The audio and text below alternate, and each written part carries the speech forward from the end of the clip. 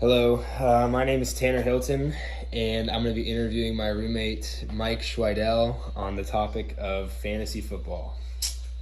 So, Mike, how long have you been doing fantasy football? I would say I've been playing fantasy football probably since sixth or seventh grade, pretty much every football season. And how do you go about preparing your draft picks for fantasy football? So I'm an avid football fan, anyways. So I like to watch ESPN shows and podcasts, and also look up online for what other people are thinking, and pretty much use what they suggest to base how I draft my team. And how would you say you go about choosing players each week to start and sit in your fantasy team?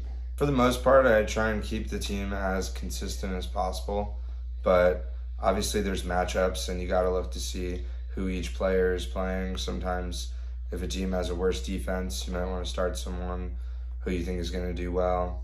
There's also bye weeks that you have to account for, so some people are out or get injured, stuff like that. Do you play for fun or for money? I'd say a little bit of both. Usually there's money involved in the league. It's usually like 20 or 30 bucks maybe.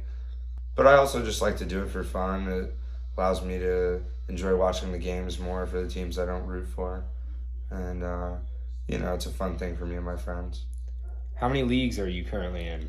Right now I'm only in two leagues, one with my college friends and one's with my friends back home.